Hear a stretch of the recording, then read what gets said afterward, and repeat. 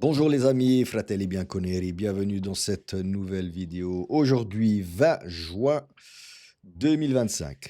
Alors, petite vidéo juste pour vous donner quelques infos concernant la Juventus.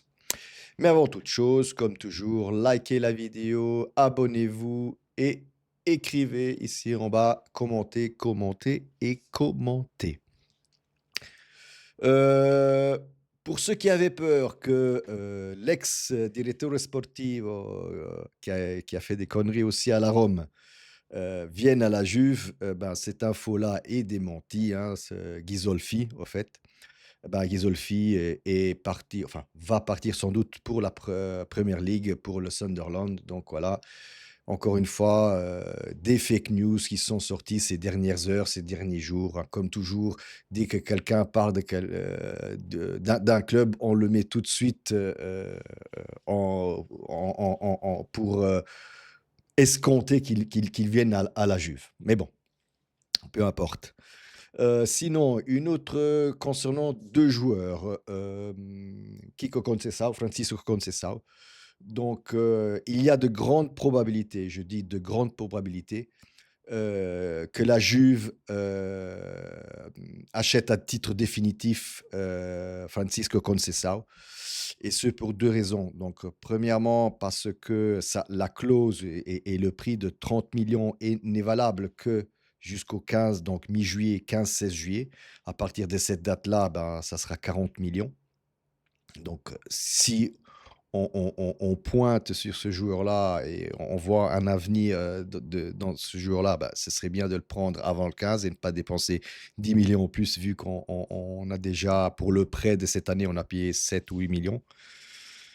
Donc ça serait une bonne chose. Selon quelques médias, portugais, je ne sais plus si c'est Abola ou Record, enfin peu importe, mais eux aussi, poussent, dans cette direction-là où, la Juve paiera le cartellino de Francisco Conceição au Porto encore avant, enfin début de mercato, on va dire ça comme ça.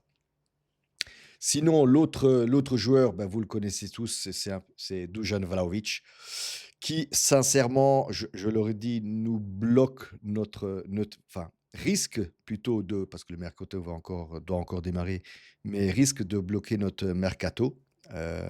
Tout simplement parce que il n'a pas envie de prolonger à la Juve, l'année prochaine. La proposition, alors je ne sais pas si la proposition lui a été faite, voilà, de spalmare, et donc d'étirer son salaire sur, plusieurs années, donc de lui refaire un contrat un peu plus, donc l'année prochaine plus une autre année, et donc de faire baisser son salaire qui passe de 9 millions aujourd'hui, et à partir de juillet passe à 12,5 millions. Donc, lui ne veut pas, baisser son salaire. Ce qui nous embête franchement, hein, c'est un peu problématique pour nous parce que trouver un club qui est prêt à payer, 12 millions de salaire à Dusan Vlahovic, c'est quasiment, mission impossible. Alors il y a le Fenerbahçe qui voudrait lui payer, ce salaire-là, mais lui n'a pas envie d'aller en Turquie. Les Émirats aussi peuvent payer son salaire, mais ne veut pas aller dans les Émirats non plus. Donc, comme je le dis, il nous bloque un peu le mercato.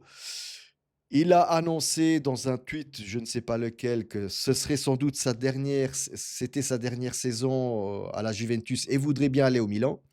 Milan est partiellement d'accord. Quand je dis partiellement, c'est qu'ils veulent bien payer le cartellino, donc le contrat de Vlahovic autour des 25 millions, ce qui arrange la vieille dame, tout simplement parce que pour ne pas faire minus-valenza, il faut au moins qu'il récupère entre 19 et 20 millions, donc 25 millions, ça nous arrangerait bien. On ne fait pas de minus-valenza. L'autre problème, c'est que son agent veut aussi, 15 millions à la signature. Donc ça fait un peu beaucoup, ça fait 25 plus 15, donc on arrive déjà à 40, hein. C'est ces fameuses commissions, comme, le fameux Jonathan David, hein. C'est pareil, hein, un joueur qui est svincolato, on doit débourser 30 millions avant qu'il arrive, entre signature et commission pour les agents. Ce monde de foot devient complètement, enfin, laissons tomber. laissons tomber là cette partie-là. Mais je disais, et il y a un autre problème que le Milan n'aimerait pas, ne veut pas, c'est qu'ils ne peuvent pas payer le salaire de Dusan Vlahovic de 12 millions, c'est clair.